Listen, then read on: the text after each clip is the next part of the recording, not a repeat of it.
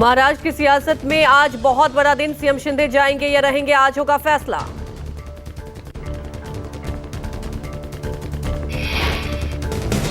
शिंदे गुट के विधायकों की अयोग्यता पर स्पीकर का आएगा फैसला। विधानसभा अध्यक्ष राहुल नार्वेकर आज शाम 4 बजे के बाद विधायकों की अयोग्यता मामले पर अपना फैसला देंगे। सुप्रीम कोर्ट ने 10 जनवरी तक फैसला देने की डेडलाइन दी थी। स्पीकर ने शिवसेना के दोनों गुटों के विधायकों की सुनवाई पूरी कर ली है। विधानसभा अध्यक्ष राहुल नार्वेकर ने कहा, आज का फैसला बेंचमार्क होगा। सुप्रीम कोर्ट की गाइडलाइन को ध्यान में रखकर फैसला होगा। राहुल नार्वेकर बोले, संविधान के तहत फैसला होगा। आज का निर्णय एक उदाहरण बनेगा और आज का निर्णय सभी के लिए अच्छा होगा। महाराष्ट्र के सीएम शिंदे विधानसभा अध्यक्ष के फैसले को लेकर आश्वस्त। कहा, संसद और विधानसभा दोनों जगह संख्या बल मेरे पक्ष में। अविभाजित शिवसेना के 56 में से 40 विधायक शिंदे के साथ हैं। संजय राउत का आरोप, बीजेपी से मिले हुए हैं विधानसभा अध्यक्ष। विधायकों को अयोग्यता के फैसले पर मैच फिक्सिंग हुआ है। विधायकों की अयोग्यता पर फैसला दिल्ली से हो चुका है।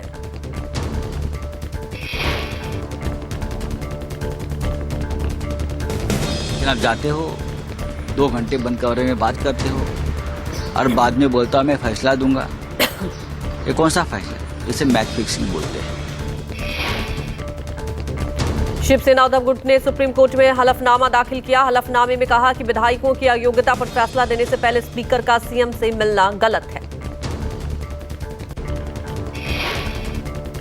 शिवसेना विधायकों की अयोग्यता मामले में फैसले से पहले महाराष्ट्र कैबिनेट की बैठक मुंबई के सह्याद्री गेस्ट हाउस में बुलाई गई। बैठक में सीएम शिंदे, फडणवीस, छगन भुजबल समेत कई मंत्री मौजूद।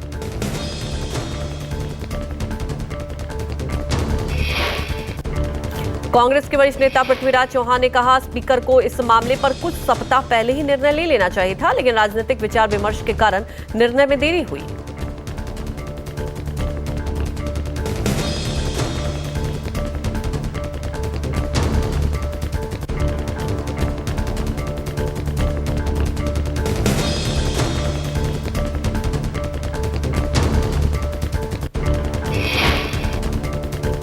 फैसले के बाद किसी तरह की कानून व्यवस्था ना बिगड़े, इसको लेकर मुंबई पुलिस पूरी तरह से सतर्क है। मुंबई के फैसले से पहले ही बढ़ी है सुरक्षा। ईडी ने ठाकरे गुट के विधायक रविंद्र वाइकर को समन भेजा। 17 जनवरी को दिन वाइकर को पूछताछ के लिए बुलाया गया है। मनी लॉन्ड्रिंग केस में शिवसेना यूबीटी विधायक रविंद्र वाइकर पर कसा शिकंजा। वाइकर पर बीएमसी की जमीन पर 5 स्टार होटल निर्माण का आरोप है। कल ईडी की कई टीमों ने रविंद्र वाइकर के ठिकानों पर रेड की थी। मुंबई पुलिस की ईडब्ल्यू की एफआईआर के बाद ईडी ने एक्शन लिया है। लोकसभा चुनाव में सहयोगी दलों से सीट शेयरिंग को लेकर आज कांग्रेस की अहम बैठक। सीट शेयरिंग को अंतिम रूप देने में जुटी कांग्रेस। कल बैठक के बाद मल्लिकार्जुन खड़गे ने कहा, लोकसभा चुनाव के लिए पार्टी के विभिन्न इकाइयों की जिम्मेदारियां सौंपने के लिए बैठक बुलाई। पार्टी ने निर्वाचन क्षेत्रों में 500 से अधिक पर्यवेक्षक किए गए नियुक्त। महाराष्ट्र और यूपी को लेकर इंडिया गठबंधन के सहयोगी दलों की बैठक में सीट शेयरिंग पर हुई चर्चा। संजय राउत ने कहा, प्रकाश अंबेडकर की पार्टी महा विकास अघाड़ी और इंडिया गठबंधन में होगी शामिल। महाराष्ट्र में सीट शेयरिंग को लेकर राउत ने कहा, कोई मतभेद नहीं, सभी सीटों पर 1-to-1 बातचीत हुई है।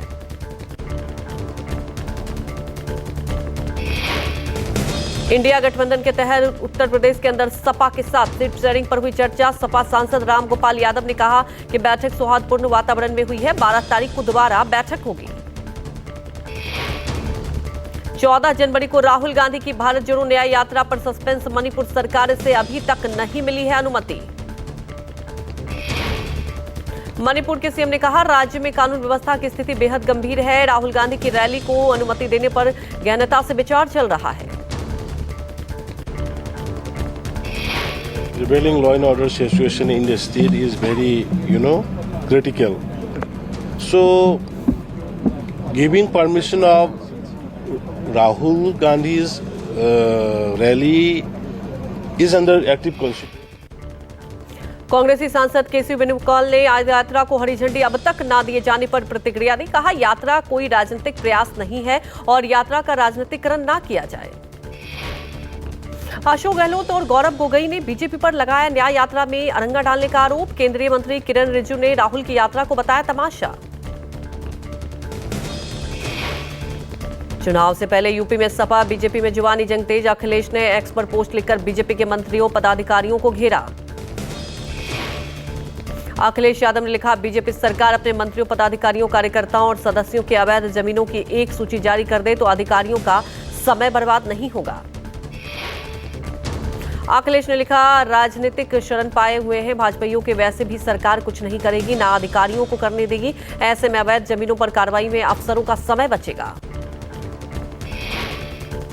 पश्चिमी यूपी से कांग्रेस करेगी चुनावी शंखनाद। 11 जनवरी को पश्चिमी यूपी के मेरठ से लोकसभा चुनाव की प्लानिंग करेगी कांग्रेस। 14 जिलों के पदाधिकारियों और नेता कार्यक्रम में पहुंचेंगे और बीजेपी के खिलाफ रणनीति बनाएंगे। 2024 आम चुनाव को लेकर कांग्रेस की तैयारियां तेज। पार्टी अध्यक्ष खड़गे विभिन्न मोर्चा प्रमुख और प्रभारियों के साथ करेंगे मंथन। बीएसपी प्रमुख मायावती को इंडिया गठबंधन में शामिल करने की कोशिशें तेज। सपा प्रमुख अखिलेश यादव का बदला रुख गठबंधन में मायावती को शामिल करने पर सहमत। बीएसपी प्रमुख पर दिए बयान को लेकर अखिलेश ने दी सफाई। कहा, मेरे बयान का गलत मतलब निकाला गया। अखिलेश ने पार्टी नेताओं को मायावती के खिलाफ बयानबाजी न करने की हिदायत दी।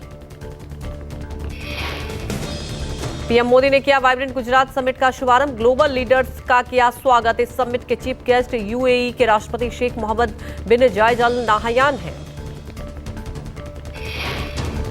प्रधानमंत्री नरेंद्र मोदी और विदेशी मेहमानों में महात्मा मंदिर कन्वेंशन और प्रदर्शनी केंद्र में वाइब्रेंट गुजरात ग्लोबल समिट 2024 में भाग लिया।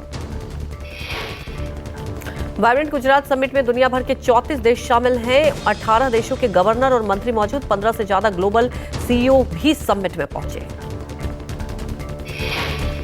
वाइब्रेंट गुजरात में इकट्ठा हुए राष्ट्राध्यक्षों ने ग्रुप फोटो खिंचवाई। प्रधानमंत्री नरेंद्र मोदी, यूएई के राष्ट्रपति मोहम्मद बिन जायद, चेक गणराज्य के प्रधानमंत्री, मोजाम्बिक के राष्ट्रपति, तिमोर लेस्टे के राष्ट्रपति एक साथ नजर आए। कार्यक्रम में मुख्यमंत्री भूपेंद्र पटेल ने कहा, वसुधैव कुटुंबकम के एक पृथ्वी एक परिवार एक भविष्य के विचार को पीएम मोदी ने विश्व तक पहुंचाया है।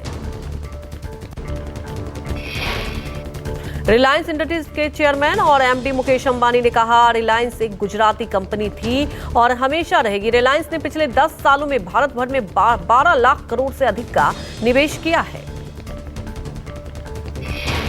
Let me declare yet again, Reliance was, is and will always remain a Gujarati company. Vibrant Gujarat कार्यक्रम में गौतम अडानी का ऐलान। अडानी समूह गुजरात में 2 लाख करोड़ रुपए से अधिक का निवेश करेगा। गौतम अडानी ने कहा, हम आत्मनिर्भर भारत के लिए हरित आपूर्ति श्रृंखला का विस्तार कर रहे हैं और सबसे बड़ा एकीकृत नवीनीकरण ऊर्जा पारिस्थितिक तंत्र भी बना रहे हैं। समिट में भविष्य के भारत की झलक दिखाई गई। कार्यक्रम के बाद आज शाम ग्लोबल कंपनियों के सीईओ के साथ मीटिंग करेंगे प्रधानमंत्री नरेंद्र मोदी। यूपी में 22 जनवरी को सार्वजनिक छुट्टी का ऐलान। राज्य भर में बंद रहेंगे स्कूल कॉलेज। मुख्यमंत्री योगी आदित्यनाथ ने अयोध्या पहुंचकर राम मंदिर प्राण प्रतिष्ठा कार्यक्रम की तैयारियों का जायजा लिया। रामलला और हनुमानगढ़ी में दर्शन पूजन किए। रामलला को प्राण प्रतिष्ठा से पहले नगर भ्रमण नहीं कराया जाएगा। रामलला अब सिर्फ जन्मभूमि परिसर का ही भ्रमण करेंगे। अयोध्या में राम जन्मभूमि मंदिर में मंगलवार को लगा पहला स्वर्ण दरवाजा। पूरे मंदिर में 14 स्वर्ण जनित दरवाजे लगने हैं। अयोध्या के महर्षि वाल्मीकि इंटरनेशनल एयरपोर्ट की सुरक्षा मंगलवार को केंद्रीय औद्योगिक बल ने संभाल लिया। 17 जनवरी को रामलला की अचल मूर्ति राम जन्मभूमि परिसर पहुंचेगी। परिसर में ही शोभा यात्रा निकालने की रस्म पूरी की जाएगी। प्राण प्रतिष्ठा कार्यक्रम के अनुष्ठान में होंगे 11 यमजन और 12 अधिवास ब्रह्मा गणेश्वर शास्त्री दराबीर और प्रमुख आचार्य लक्ष्मीकांत दीक्षित प्राण प्रतिष्ठा कार्यक्रम में होंगे। श्री रामलला की मूर्ति का जिस कुटिया में निर्माण किया गया 16 जनवरी को उसी कर्म कुटी से पूजा शुरू होगी। इसके बाद मूर्ति का निर्माण करने वाले शिल्पी का प्रायश्चित पूजन होगा। 17 जनवरी गर्भगृह का शुद्धिकरण होगा। 18 जनवरी से अधिवास प्रारंभ होगा और 19 जनवरी को सुबह फल अधिवास और शाम को धान्य अधिवास होगा। 16 से 22 जनवरी तक चतुर्वेद यज्ञ होगा। 22 जनवरी को शुभ मुहूर्त में श्री राम लल्ला के विग्रह की आंखों से पट्टी खोली जाएगी और उन्हें दर्पण दिखाया जाएगा। लखनऊ में 22 जनवरी को बंद रहेगी मांस की दुकानें। राम मंदिर में प्राण प्रतिष्ठा समारोह की वजह से फैसला, मीट विक्रेता संघ ने लिया फैसला। रणदीप हुड्डा को मिला राम मंदिर प्राण प्रतिष्ठा में शामिल होने का निमंत्रण। रणदीप हुड्डा और उनकी पत्नी ने राम मंदिर इन्वेस्टिगेशन की तस्वीरें शेयर की है। भारत के प्रसिद्ध शास्त्रीय गायक पंडित राम देशपांडे, उनकी पत्नी अर्चना देशपांडे, उनके सुपुत्र गांधार देशपांडे को गाया भगवान श्री राम का सुंदर गीत। सुंदर रचना प्रोफेसर डॉक्टर प्रकाश चंद्र गिरी ने की है। अयोध्या में 1100 किलो का दीपक स्थापित किया जाएगा। बड़ोदरा के किसान ने पंच धातुओं से बनाया दीपक। 9 फीट ऊंचे और 8 फीट चौड़े दीपक में एक बार में 501 किलो घी और 15 किलो रुई की बाती लगेगी। बीजेपी अध्यक्ष जेपी नड्डा के साथ बीजेपी महासचिवों की बैठक हुई। जेपी नड्डा ने राम मंदिर लोकसभा चुनाव पर चर्चा की। जेपी नड्डा ने चुनाव को लेकर अपने सभी महामंत्रियों को जिम्मेदारियां सौंपी। सूत्रों के मुताबिक विनोद तावरे को ज्वाइनिंग कमेटी का हेड बनाया गया। नड्डा ने दुष्यंत गौतम को देश में बौद्ध सम्मेलन कराने का जिम्मा सौंपा। राधा मोहन दास अग्रवाल को विजन डॉक्यूमेंट बनाने का काम दिया गया। बीजेपी के कैंपेनिंग प्रचार की जिम्मेदारी सुनील बंसल को दी गई है। महामंत्रियों की बैठक के बाद जेपी नड्डा ने लोकसभा चुनाव कोऑर्डिनेशन कमेटी के सदस्यों के साथ बैठक की। बैठक में धर्मेंद्र प्रधान, मनसुख मंडाविया, भूपेंद्र यादव, अश्विनी वैष्णव और हेमंत बिस्वा भी जुड़े हैं। पूर्वोत्तर राज्यों में लोकसभा चुनाव की तैयारियों को लेकर बीजेपी की तैयारियां तेज। आज असम बीजेपी की राज्य कार्यकारिणी बैठक और कोर कमेटी की बैठक करेंगे जेपी नड्डा। लोकसभा चुनाव से पहले यूपी में संगठन को मजबूत करने में जुटी कांग्रेस। यूपी कांग्रेस प्रदेश में महिला अपराधों और आईआईटी बीएचयू की घटना को लेकर आज कांग्रेस का राज्यव्यापी प्रदर्शन। महिला अपराधों को लेकर यूपी कांग्रेस राज्य के हर जिला मुख्यालय पर धरना प्रदर्शन की तैयारी। अजय राय के मुताबिक पूरे प्रदेश में जिला मुख्यालय में धरना प्रदर्शन कर अपना विरोध जताएगी कांग्रेस। राजस्थान के जयपुर में हैरान करने वाला मामला सामने आया। जयपुर सेंट्रल जेल में बंद एक कैदी ने प्रहरी को देखकर निगला मोबाइल। कैदी को फौरन अस्पताल में भर्ती कराया गया। कैदी को गले से निकाला गया मोबाइल। यूपी के जौनपुर में गैंगस्टर आरोपी दुर्गा प्रसाद यादव की लगभग 1 करोड़ की जमीन कुर्क। डीएम के आदेश पर अवैध ढंग से बनाई गई संपत्ति को कुर्क किया गया। गोवा में 4 साल के अपने बच्चे की हत्या करने वाली मां से पुलिस पूछताछ जारी। कल कोर्ट में पेशी के बाद पुलिस को मिली है 6 दिन की रिमांड। हत्या के बाद मां ने सूटकेस में बच्चे का शव पैक किया और घूमती रही। आरोपी मां आर्टिफिशियल इंटेलिजेंस कंपनी में सीईओ है। बच्चे का पोस्टमार्टम किया गया। बच्चे के पिता इंडोनेशिया से वापस लौटे। बच्चे का शव पिता को सुपुर्द किया गया। पति से बच्चे की मुलाकात रोकने के लिए पत्नी ने हत्या की थी। कठुआ में गांव की महिलाओं ने नशा तस्करों के खिलाफ खोला मोर्चा। गांव की महिलाओं और पुरुषों ने हाथों में लाठियां डंडे लेकर गांव के प्रवेश द्वार पर पहरेदारी शुरू की।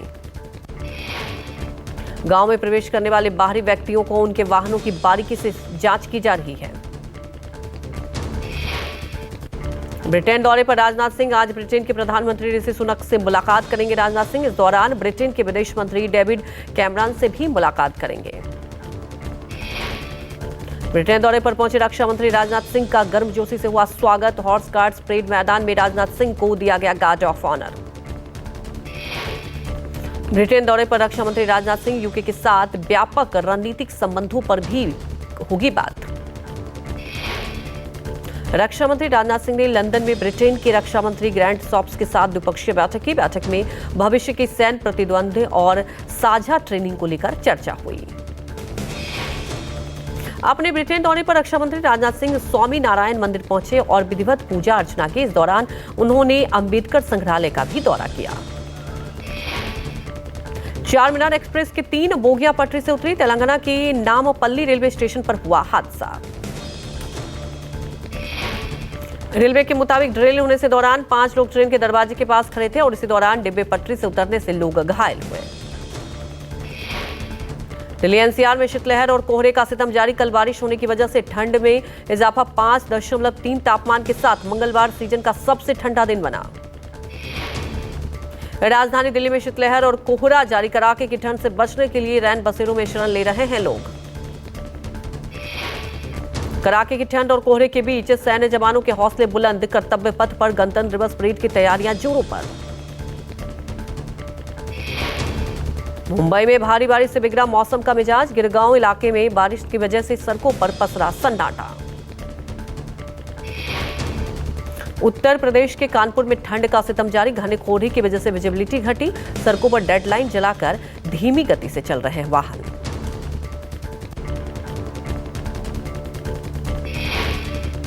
उत्तर भारत में सर्दी का सितम जारी। आज राज्यों में कोल्ड डे की स्थिति। मौसम विभाग के मुताबिक पंजाब, हरियाणा, चंडीगढ़ और उत्तर प्रदेश में 10 से 14 जनवरी तक छाया रहेगा घना कोहरा। आज और कल हिमाचल प्रदेश, उत्तराखंड, उत्तरी राजस्थान, उत्तरी मध्य प्रदेश, ओडिशा में छाया रहेगा घना कोहरा।